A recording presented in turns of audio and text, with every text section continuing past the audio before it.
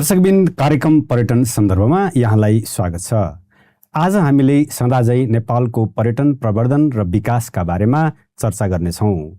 विशेष गरी बागमती प्रदेशको पर्यटनका बारेमा हामी पर्यटन प्रवर्धन र विकास र यसको योजनाका बारेमा केन्द्रीकृत रहेर कुराकानी गर्नेछौँ। कुराकानीका लागि बागमती प्रदेशका माननीय संस्कृति तथा पर्यटन मन्त्री सुरेश श्रेष्ठ हुनुहुन्छ। उहाँलाई हामी स्टुडियोमा स्वागत गर्छौँ। मन्जु, यहाँलाई स्वागत छ। हस्, धन्यवाद हजुर। विशेष गरी हामी पर्यटनका बारेमा कुरा गर्दाखेरि पर्यटन देशको आर्थिक मेरुदण्डको रूपमा एउटा 3 खम्बे अर्थनीति अन्तर्गत एक खम्बा चाहिँ पर्यटनलाई हामीले दिएका छौँ र राज्यले पनि त्यही अनुसारले नै नीति नियमहरू र बनाउने प्रयास गरेको छ। विशेष गरी हजुर बागमती प्रदेशको चाहिँ मन्त्रीको रूपमा आएपछि प्रदेशको चाहिँ पर्यटन योजना, यसको प्रवर्धन र विकासका बारेमा भइरहेका केही मुख्य कुराहरू बताइदिनुहोस् न। धन्यवाद। अब सुरुमा त म अहिले बागमती प्रदेश सरकारको संस्कृति तथा पर्यटन मन्त्रालयमा कार्यरत रहेको 11 महिना भइरहेको छ।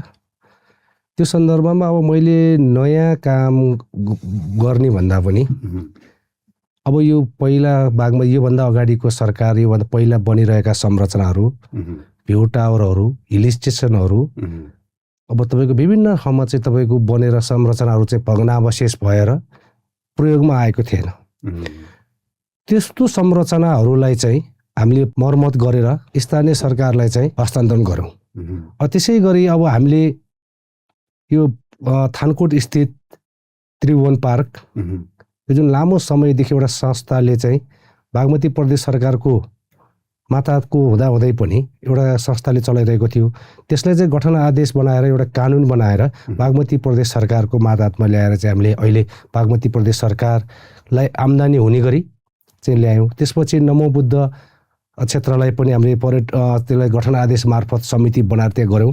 त्यस्ता किसिमको अनेकौँ अब यो पर्यटकीय क्षेत्रहरूमा गर्न बाँकी रहेका कामहरू चाहिँ गऱ्यौँ। अब विशेष गरी मलाई लागेको कुरा, जुन यो अरबौँको संरचनाहरू चाहिँ त्यतिकै तहस नहस थियो, त्यसलाई चाहिँ सदुपयोग गर्न सकियो, त्यो नै एकदमै राम्रो काम हो कि जस्तो मलाई लाग्छ। वास्तवमा अब हामीले 3 तहको सरकार छ, सङ्घीय, प्रदेश र स्थानीय सरकार। हजुर। अब सङ्घ र जुन प्रदेशको जुन एउटा काम गराइमा, नीति नियममा यसको पर्यटनकै प्रवर्धन र विकासको कुरा गर्ने हो भने यो केही समन्वयमा अलिकति कमजोरी अथवा समन्वय हुन नसकेको जस्तो खालको कुराहरू पनि आएका छन्। सङ्घीय सरकार र प्रदेश सरकार बिचमा पर्यटनको, विशेष गरी पर्यटन विकासको बारेमा चाहिँ समन्वयात्मक भूमिका चाहिँ कस्तो छ?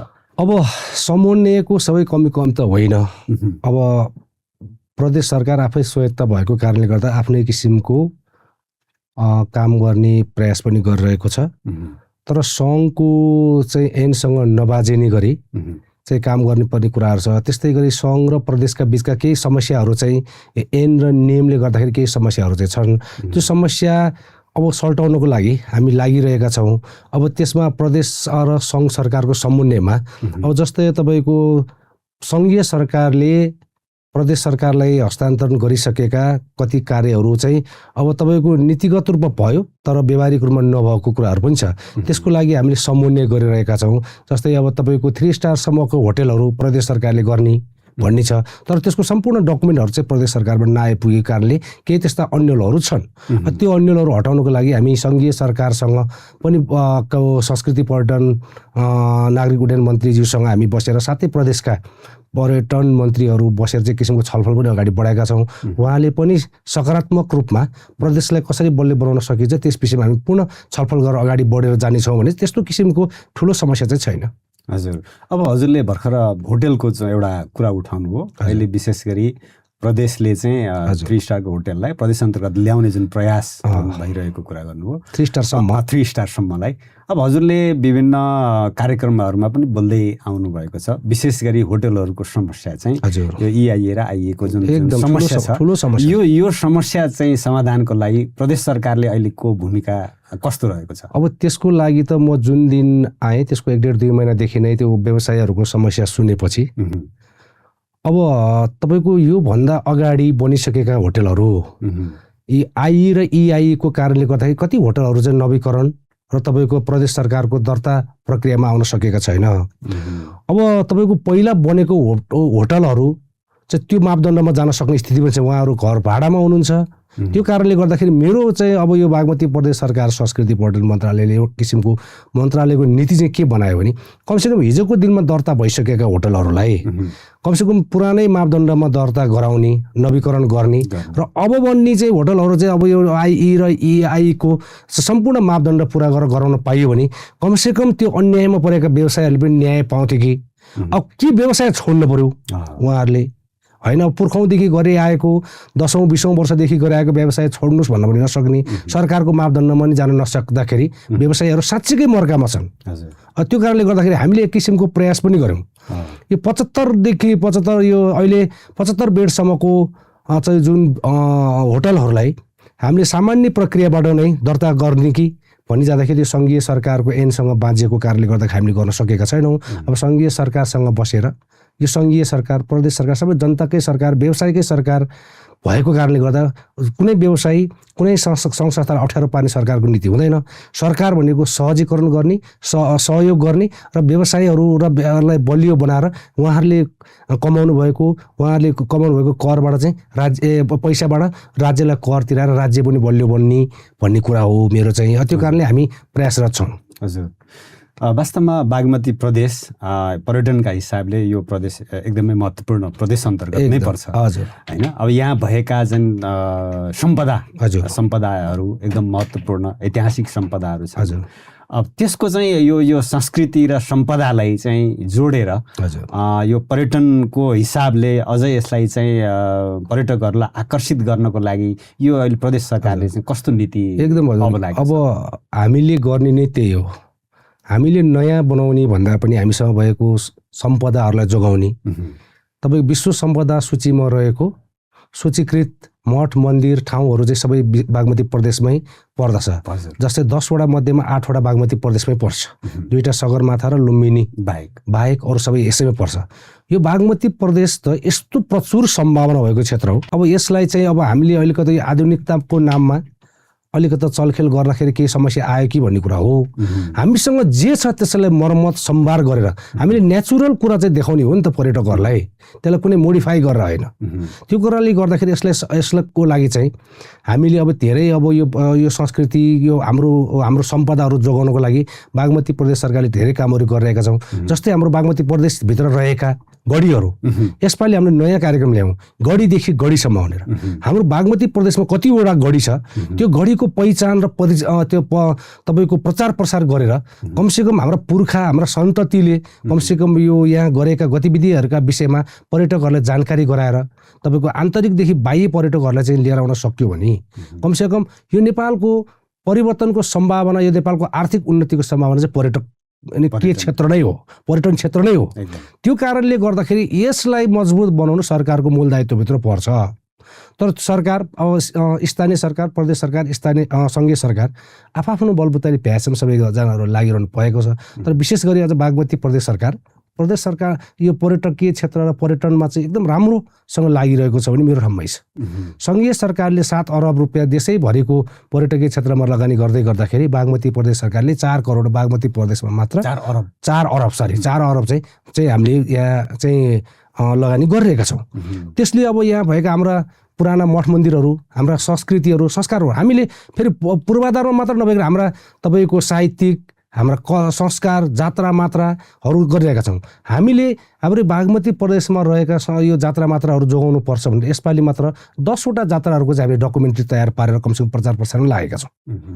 अब 10वटा जात्राहरू जस्तै अब हाम्रो भक्तपुरमा रहेको जिब्रो छेड्ने जात्रा, त्यसलाई चाहिँ साँच्चीकै जोगाउनु पर्छ भन्ने हिसाबले बागमती प्रदेश सरकारले जुन जिब्रो छेड्ने व्यक्तिलाई वार्षिक 2 लाख रुपियाँ दिने नीतिगत निर्णय क्याबिनेटबाट निर्णय गरेर अब निरन्तर उहाँहरूले गर्ने यस्ता मूर्त अमूर्त सम्पदाहरू खोजेर कसरी चाहिँ यो विश्व सामु प्रचार प्रसार देश विदेशमा प्रचार प्रसार गर्न सकिन्छ भनेर बागमती प्रदेश सरकार संस्कृति पर्यटन मन्त्रालय निरन्तर रूपमा लागिरहेको छ।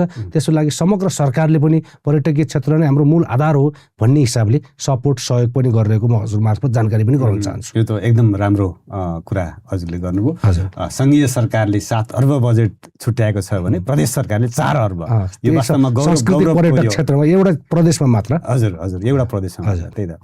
अब विशेष गरी हजुर भक्तपुरको एउटा स्थानीय पनि हुनुहुन्छ। भक्तपुर आफैमा एउटा पर्यटकीय सम्पदाको एकदमै खुल्ला म्युजियम हो। यसको बारेमा थोरै बताइदिनुहोस् न, कस्तो योजना ल्याउनु भएको छ भक्तपुरको चाहिँ सम्पदा, भक्तपुरको पर्यटन प्रवर्धन विकासका लागि? अब हामीले भक्तपुर भनेर हामीले भक्तपुर बजारलाई मात्र बुझिरहेका छौँ। भक्तपुर पुरानो सहर, सम्पदाले भरिएको सहर, त्यहाँ विश्व सम्पदामा सूचीकृत छ त्यहाँका धेरै धरोहरहरू। त्यसको संरक्षण युनेस्कोदेखि लगाएर नेपालको विभिन्न पर्यटकीय उसमा यो नेपाल सरकारले हेरिरहनु भएको छ। अब त्यसमा चाहिँ यो विश्व सम्पदा सूचीमा प्रदेश सरकारले खासै त्यस्तो त्यहाँको संरचना त्यहाँको उसमा काम गर्न नपाइने कारणले हामीले त्यहाँ रेखदेख र मर्मत सम्भार मात्र गर्ने कुराले गर्दा हामीले त्यस्ता किसिमको कुराहरू गरिरहेका छौँ। अब भक्तपुरमा रहेको मध्यपुर ठिमिनी संस्कृति र कला र संस्कृति र त्यहाँको तपाईँको पूर्वागत तपाईँको पुरातात्विक मठ मन्दिरहरू एकदमै तपाईँको पर्यटकहरू चाहिँ तपाईँको लान सक्ने ठाउँ छ। तर प्रचार प्रसारको अभावका कारणले जति मात्रामा पर्यटकहरू भक्तपुर जानुहुन्छ त्यो मात्रामा मध्यपुरमा जान नसकेको कुरा चाहिँ मैले पनि महसुस गरेको छु। त्यसै गरी विश्व सम्पदा सूचीकृतमा रहेको चाँगुनारायण होइन, तपाईँको त्यो चाँगुनारायणमा पनि हाम्रो प्रचार प्रसारको कमीले गर्दाखेरि हामीले चाहिँ अब धेरै त्यहाँ बाह्य पर्यटकहरू भित्राउन नसकेको कुरा पनि छ। त्यसका लागि जस्तै हामीले अस्ति त्यहाँ चाहिँ विश्व सामु चिनाउनुको लागि एउटा ढिमे बाजा बजाएर चाहिँ कमसेकम चाँगु चिनाउने भन्ने किसिमका कार्यक्रम गऱ्यो। त्यसै गरी सूर्यविनायक क्षेत्रमा रहेको घ्याम्पे डाँडा अहिले नयाँ पर्यटकीय गन्तव्यको रूपमा चाहिँ आइरहेको छ, उदाइरहेको छ। अब त्यसको पनि प्रचार प्रसार र प्रचारात्मक रूपमा हामी लागिरहेका छौँ। त्यो कारणले गर्दाखेरि कला संस्कृति र सम्पदा अझ मलाई त लाग्छ अब भक्तपुरमा रहेको जुन यो हाम्रो सांस्कृतिक जात्रा मात्राहरू जोगाउन सक्ने हो भने बाह्य पर्यटकहरूलाई अझ यो छोटो दूरीमा रहेको कारणले भक्तपुरमा हामीले पर्यटक जुन एक रात राख्न सकेनौँ, त्यहाँ चाहिँ तपाईँको रात्रिकालीन समयमा तपाईँको यो डिस्को दोरी मात्र राख्ने होइन कि त्यहाँ चाहिँ संस्कृति झल्किने नाचगान त्यहाँका कल्चरहरू देखाउन सक्यो भने कमसेकम बाह्य पर्यटकहरूलाई कमसेकम भक्तपुरमा चाहिँ हरेक रात हरेक साँझ चाहिँ त्यहाँ भएका तपाईँको जात्रा मात्राहरू, त्यहाँ भएका तपाईँको त्यो समुदायमा हुने कार्यहरू क्रियाकलापहरू, त्यहाँका प्रपर नेवारहरूले गर्ने धार्मिक सांस्कृतिक क्रियाकलापहरूलाई चाहिँ उहाँहरूको जीवनचर्यालाई चाहिँ कमसेकम देखाउन सक्यो भने त्यो हाम्रो सांस्कृतिक कुरालाई चाहिँ त्यहाँका जो देखाउन सक्यो भने कमसेकम बाह्य पर्यटकहरू आकर्षित भएर चाहिँ भक्तपुरलाई साँच्चीकै पर्यटकीय गन्तव्य क्षेत्र। अब अहिले त भक्तपुर के भयो भने पर्यटक आउने सर घुम्ने त्यसपछि फर्किने, कमसेकम एक रात चाहिँ अथवा एक नाइट चाहिँ तपाईँको भक्तपुर राख्न सक्यो भने कमसेकम त्यहाँका अरू अन्य व्यवसायहरूको व्यापारहरू पनि फस्टाउँथ्यो होइन, त्यहाँको व्यवसायहरूको जीवनयापन गर्ने र त्यहाँका स्थानीय बासिन्दाहरूको चाहिँ व्यापार त्यो जीवन स्तरलाई उकास्न पनि सहयोग पुर्याउन सकिन्थ्यो। त्यो कारणले गर्दाखेरि चाँगु भक्तपुरमा धेरै प्रचुर सम्भावना रहेको पर्यटकीय क्षेत्रहरू छन्। जस्तै तपाईँको ताथलीको गढी भयो, तपाईँको नगरकोटको रत्नचुडेश्वर भयो, अनि नगरकोटै क्षेत्रलाई चाहिँ तपाईँको पर्यटन प्रवर्धन गर्न सक्छौँ। धेरै सम्भावना छ। कमसेकम हामीले साँच्चीकै एउटा योजना बनाएर लाग्ने नि भक्तपुर 2 दिन 3 दिन भक्तपुरलाई घुमाएर कमसेकम भक्तपुरको विषयमा जानकारी गरेर पठाउन सक्ने वातावरण चाहिँ छ। हजुर, वास्तवमै हामीसँग एकदमै सम्पदाहरू ऐतिहासिक सम्पदाहरू थुप्रै छन्। एकदम प्रचारका कारण, प्रचारको अभाव भनौँ, प्रचारको कमीका कारण ओझेलमा परेका छन्।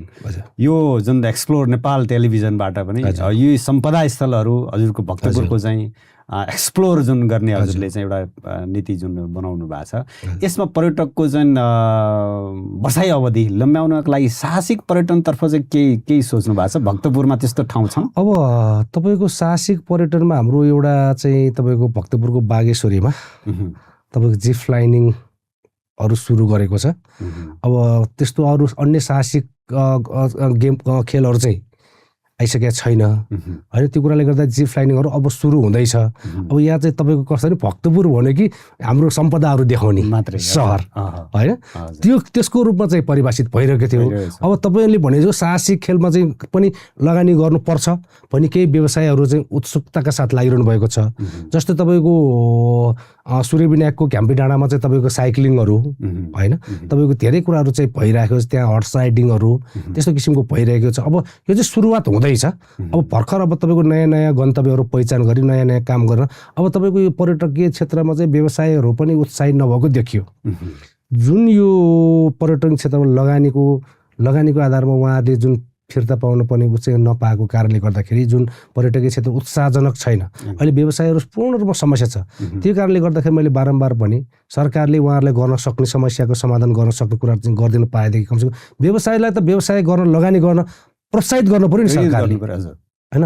हामीले प्रोत्साहित पनि गर्न सकेका छैनौँ। त्यो प्रोत्साहित गर्न के कुरा हो त्यसको लागि एकचोटि त्यहाँका समग्र भक्तपुर मात्र नभइकन बागमती प्रदेशकै व्यवसायीहरूसँग बसेर यहाँको तपाईँको समस्या समाधान र चुनौती र पर्यटकीय क्षेत्रको समाधान र चुनौतीको अवसर के हुन्, सम्भावना के, समस्या र समाधानको उपायका विषयमा चाहिँ छलफल गरेर कमसेकम बागमती प्रदेशलाई अझ पर्यटकीय क्षेत्रको पूर्ण हब बनाउन सकिन्थ्यो। जस्तै चितवन भयो, सिन्धुपाल्चोक भयो, दोलखाको सबको सैलुङ भयो होइन। तपाईँको धेरै सम्भावना छ। तपाईँको बागमती प्रदेश तपाईँको अब यो सैलुङ हेर्नुहोस् त्यत्तिकै छ, कालिन्चोक त्यत्तिकै छ, पर्यटकीय क्षेत्र जस्तै हाम्रो भक्तपुरको निलबारै छ होइन। तपाईँको यस्ता मठ मन्दिर शक्तिपीठहरूलाई चाहिँ हामीले प्रचार प्रसारात्मक रूपमा अब यसपालि बागमती प्रदेश सरकारले यो भ्लगर्सहरू मार्फत चाहिँ प्रचार प्रसार गर्ने भनेर केही बजेटहरू पनि हामीले छुट्याएका छौँ। त्यो कार्यहरू पनि हामी गर्दैछौँ। अब सरकारको तर्फबाट गर्न पर्ने कामहरू हाम्रो बलबुताले भ्याएसम्म चाहिँ गरिरहेका छौँ। त्यस्तो कुनै किसिमको नयाँ योजना छ बागमती प्रदेशमा अझ पर्यटन प्रवर्धनको लागि गर्नुपर्ने कुराहरू कोही कसैसँग त्यस्ता यो गर्दाखेरि हुन्छ भन्ने सल्लाह सुझाव भयो भने हामी त्यो अनुसारको काम गरेर अगाडि बढ्न पनि तयार छौँ। हजुरले अघि भन्नुभयो जुन 4 अर्ब बजेट छुट्याएका छौँ भनेर, त्यसको केही विकासको चाहिँ जुन यो बजेटको चाहिँ केही ब्रेकडाउन जस्तो ठुलो बजेट चाहिँ हजुर केमा खर्च गर्ने चाहिँ योजना बनाउनु भएको छ? अब अहिले चाहिँ अब हजुरलाई मैले यो तपाईँको यो टेलिभिजन मार्फत के भने अब अहिले पर्यटकीय क्षेत्रमा भौतिक संरचनामा नै बढी पूर्वाधारमै तपाईँको आकर्षण बढिरहेको छ। अब मठ मन्दिर गुम्बा पैदल मार्ग जस्तै त्यस्ता कुराहरूमा चाहिँ अलिकता लागिरहेको छ। अब हामीलाई पनि लागेको कुरा अब यो सानो सानो कुरातिर नगर अलि ठुलै काम गरौँ कि भन्ने प्रदेश सरकारलाई लागेको, तर आम प्रदेशवासीको चाहना चाहिँ ठुलो भन्दा पनि कमसेकम थोरै 5, 10, 15, 20 लाखले चाहिँ एउटा मठ मन्दिर गुम्बा बनाउन सक्यो भने, कमसेकम हाम्रो पहिचान छेर्तुनहरू बनाउन सक्यो भने कमसेकम हाम्रो पहिचान देखाउन सकिन्छ भने आम बागमती प्रदेशका यहाँको उपभोक्ताहरू चाहिँ त्यस किसिमको चाहना भएको कारणले गर्दा धेरै ठुलो काम चाहिँ गर्न सकेका छैनौँ। तर यसपालि बागमती प्रदेश सरकारले एक निर्वाचन क्षेत्र एक पर्यटकीय गन्तव्य बनाउने भन्ने हिसाबले केही हामीले बजेटहरू छुट्याएका छौँ र त्यसका लागि केही डिपिआरहरू गरेका छौँ।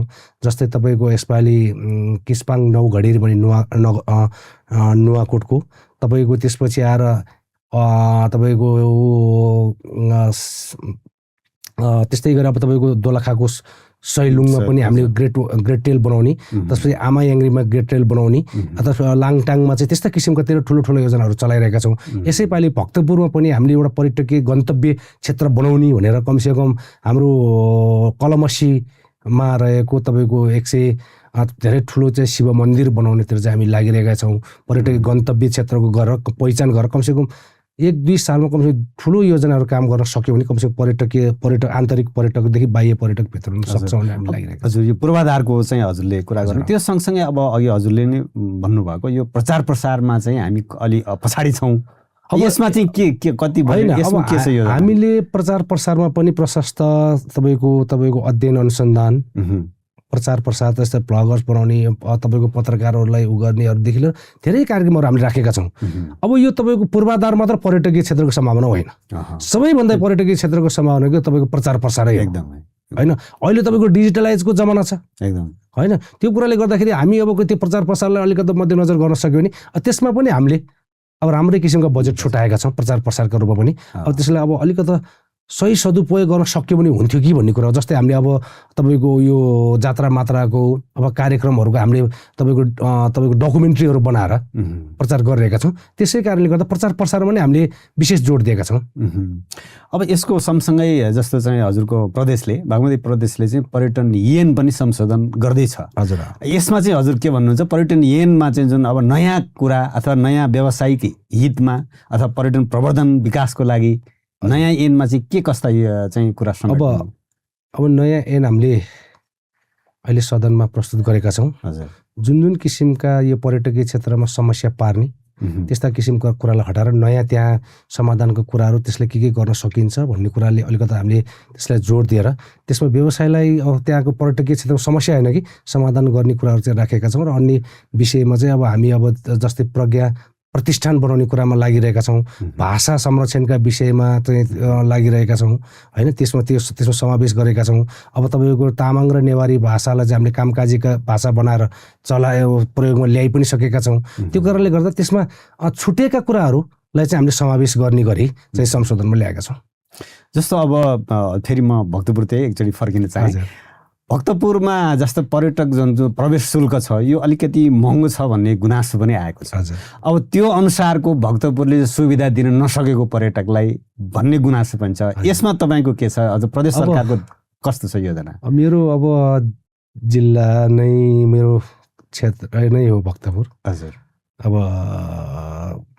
पर्यटकहरूको त्यो गुनासो हजुरले सुने जस्तो मैले पनि सुनेको। अब त्यहाँ $15 लिने तर $15 लिए अनुसार सेवा सुविधा भएन। अरू $15 सट्टामा केही थोरै रकम लिएर कमसेकम त्यो अरू $50-60 चाहिँ त्यहाँ त्यो बजारमा खर्च गराउने वातावरण गराउन पाए हुन्थ्यो भन्ने त्यहाँको आम जनमानसको कुरा चाहिँ गुनासो चाहिँ छ। हजुर, स्थानीय मानिसमा पनि त्यो चाहिँ प्रदेश सरकारले नगरिकन स्थानीय सरकारले आफ्नै ऐन नियम बनाएर त्यो आफ्नो भक्तपुर नगरपालिकाले कार्यान्वयन गरेको कारणले गर्दाखेरि त्यसमा प्रदेशले धेरै किसिमको त्यो गरेको छैन हामीले। त्यसमा अब त्यसको कुरा के छ? अब जस्तो हजुरले भने जस्तो गुनासो चाहिँ आएको छ। मलाई पनि व्यक्तिगत रूपमा लागेको कुरा त्यहाँ $5 लिएर अर्को $50 खर्च गराउनु पाइयो भने नगरवासीको नि समृद्धि हुन्थ्यो। नगरपालिकाको त समृद्धि हुन्थ्यो तर नगरवासीको पर्यटनको प्रत्यक्ष फल चाहिँ स्थानीयले पनि पाउँथ्यो। अब तपाईँको त्यो $15 तिर्नको कारणले कति पर्यटकहरू भित्र नछिरिकन बाहिरै बसेर बाहिर भक्तपुर हेरेर गएको जुन हाम्रो मूल कुरा चाहिँ विश्व सामु प्रचार प्रसार गर्न नसकेको भन्ने कुरा नि आछ। यो $15 चाहिँ महँगो भयो कि भन्ने गुनासो गरेको नि मैले पनि सुनेको छु। त्यसका विषयमा अब सम्बन्धित निकायसँग बसेर एकचोटि छलफल गर्नुपर्छ। एउटा जुन सम्पदाकैमा फेरि म फर्कन चाहेँ, सम्पदाको संरक्षण विशेष गरी सम्पदा भन्ने बित्तिकै हामी खालि यो सरकारी अथवा सार्वजनिक स्थान सार्वजनिक उसको मात्रै त्यति कुरा गर्छौँ।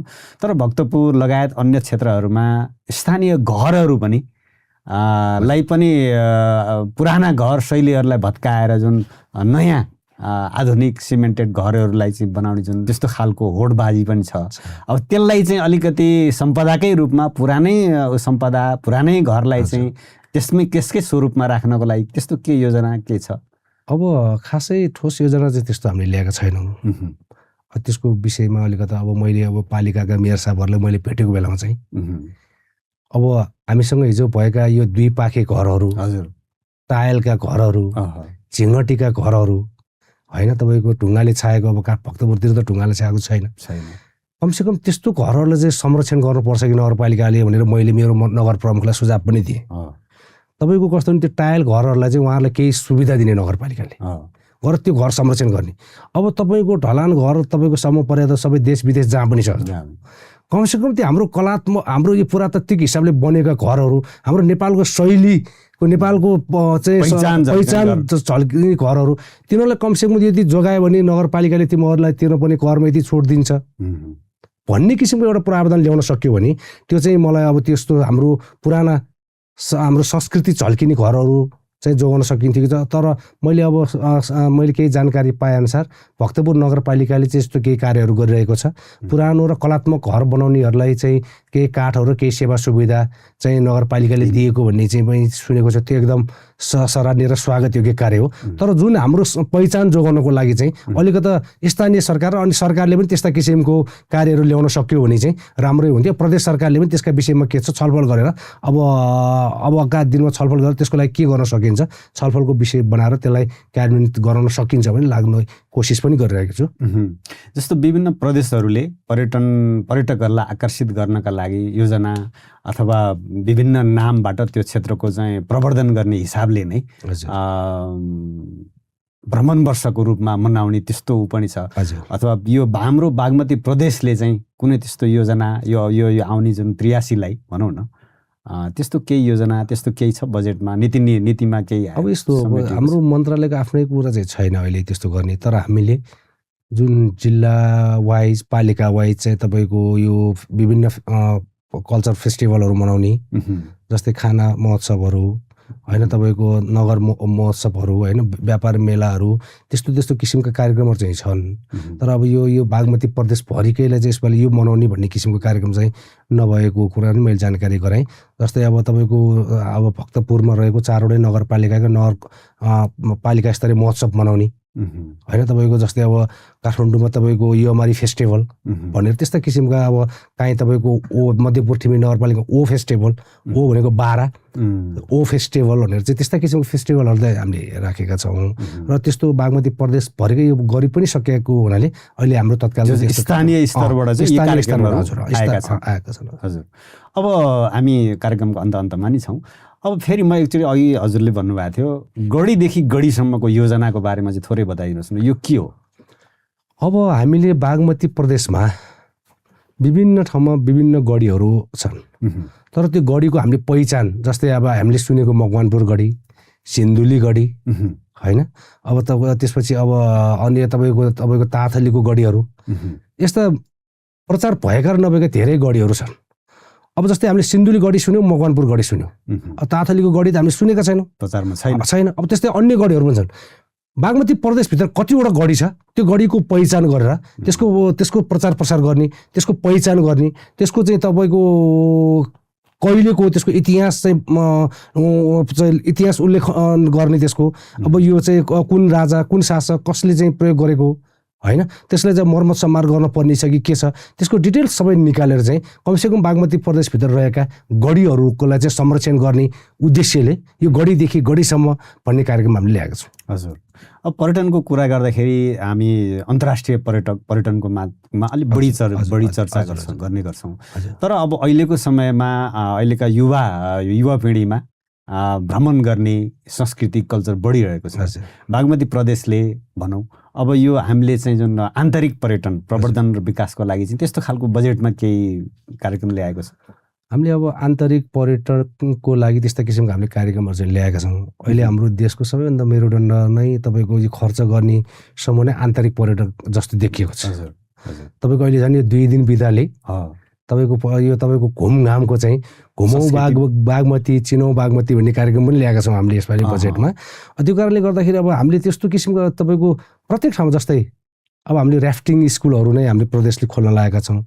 ऱ्याफ्टिङहरू भयो, बन्जी जम्पहरू भयो, क्यानोनिङहरू भयो होइन, त्यस्ता किसिमको पर्यटक जस्तै सिन्धुपाल्चोकमा चाहिँ हामीले साहसिक गेमहरू चाहिँ गर्ने होइन। तपाईँको त्यसपछि अब अन्य क्षेत्र जस्तै अब हामीले नुवाकोटमा यसपालि फिल्म सिटी बनाउने भनेर लागिरहेका छौँ होइन।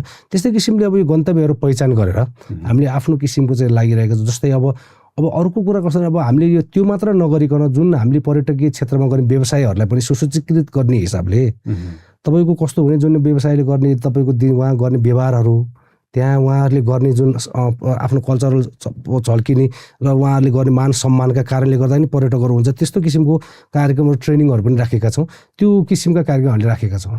हजुर अब पर्यटकहरूले वास्तवमा बसाइ अवधि लम्ब्याउनको लागि उहाँहरूलाई चाहिँ अलिकति मनोरञ्जन गर्ने स्थानहरूको पनि पहिचान गर्नुपर्ने हो कि जस्तो रात्रिकालीन उहाँहरू रात्रिकालीन जीवन पनि बिताउन चाहन्छन्, विशेष गरी विदेशी पर्यटकहरू।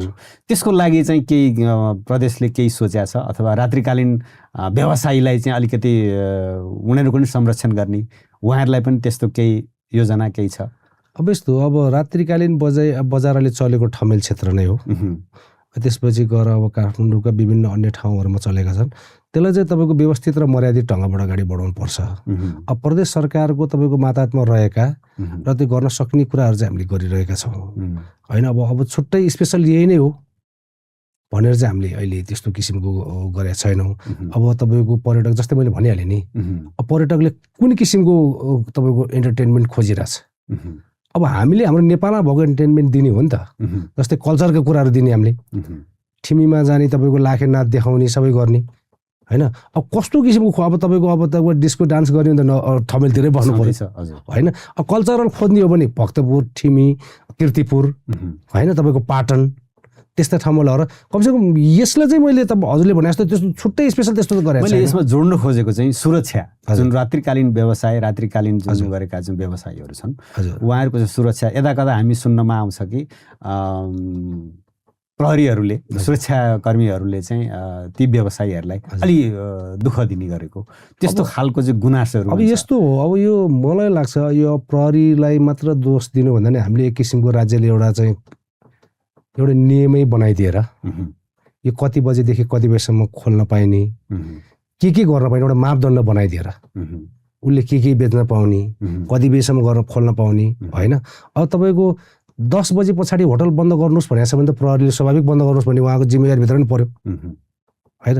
त्यो कारणले गर्दाखेरि राज्यलाई नै एउटा सिस्टममा बसालिदिएर कमसेकम कुन लेभलको होटल रेस्टुरेन्ट अथवा तपाईँको उसलाई कति बजीसम्म खोल्न दिने के हो होइन, त्यस्तो किसिमको एउटा प्रावधान बनाइदिन पाइयो भने चाहिँ अब तपाईँले भने जस्तो कुनै कसैले अब नियत दुःख दिएको पनि हामीले सुनेका छौँ होइन। तर अब सरकारले चाहिँ एउटा किसिमको नियम बनाइदिनु भने त्यो नियमभन्दा बाहिर सबैजना चाहिँ नेपालको ऐन नियम कानुन अनुसारै बस्नु पऱ्यो भने प्रहरी पनि बस्नु पऱ्यो, तपाईँको पर्यटक पनि बस्नु पऱ्यो, व्यवसाय पनि बस्नु पऱ्यो। त्यो कारणले गर्दाखेरि अहिले सिस्टमै चाहिँ अलिकता राम्रो बनाइदिन सक्यो। यो प्रदेश अन्तर्गत यो आउँछ कि आउँदैन अथवा सङ्घीय? अब सुरक्षाको कुरा चाहिँ तपाईँको प्रदेशसँग छैन, सुरक्षाको जिम्मेवारी सम्पूर्ण चाहिँ तपाईँको प्रहरी प्रशासन प्रदेशसँग नभएको कारणले गर्दाखेरि अहिले सङ्घीय सरकारको मातहतमा छ। त्यो कारणले गर्दा सुरक्षाको कुरा त सबै सङ्घीय सरकारले नै गर्नु पर्यो। त्यसमा हामीले त व्यवसायलाई दर्ता गरिदिने, नवीकरण गरिदिने, उहाँहरूको अन्य कुरा मात्र गरिदिनु, सुरक्षाको कुरा चाहिँ कमसेकम सङ्घीय सरकारले नै गर्नु। तर प्रदेशको चाहिँ एउटा जिम्मेवार सरकारको चाहिँ एउटा मन्त्रीको हिसाबले हजुरले सङ्घीय सरकारमा आफ्नो एक किसिमको कुरा सुझाव त राख्न मिल्छ? 100% सक्छ। मैले भने अब सङ्घीय सरकार, प्रदेश सरकार, स्थानीय यो जनताकै सरकार हो होइन, जनतामै समर्पित सरकार हो। त्यो कुराले गर्दा राख्न नसकिने भन्ने कुरा छैन होइन। सङ्घीय सरकारले नै आफ्नो मातहतमा रहेका सबै कुरालाई गरिरहेको छ। अब त्यो प्रयास गरिरहनु भएको छ। अब यो हुल हुज्जत अब तपाईँको गर्ने त सबै एउटै किसिमको पनि हुँदैन। नेपालको अब यो प्रहरीको अब उसलाई पनि अब तपाईँको नटेरेको पनि देखिरहेछ होइन। त्यो कुराले गर्दा हामी सङ्घीय सरकारसँग कोअर्डिनेसन गरेर सुरक्षाको लागि अन्य कुरा सङ्घीय सरकारले गर्नुपर्ने काम सङ्घीय सरकारले गर्छ, हामी प्रदेशले गर्नुपर्ने काम प्रदेश सरकारले गरेर अगाडि बढ्छौँ। हस् त, कार्यक्रममा आइदिनु भयो, यहाँलाई मुरी धन्यवाद। हस्, धन्यवाद हजुर। जे होस्, कार्यक्रममा आफ्नो विचार प्रदेशको बागमती प्रदेश सरकारको संस्कृति मन्त्रालय, पर्यटन संस्कृति मन्त्रालय गरेका गतिविधिहरूको र जानकारी गराउने अवसर दिनुभयो, त्यसको लागि धेरै धन्यवाद पनि दिन चाहन्छु। दर्शकबिन, आज हामीले बागमती प्रदेशका माननीय संस्कृति पर्यटन मन्त्रीज्यूसँग यस प्रदेशको पर्यटनका बारेमा चर्चा गऱ्यौँ। मन्त्रीज्यूलाई हामीले धन्यवाद दिँदै आजको कार्यक्रम यहीँ समाप्त गर्छौँ। धन्यवाद।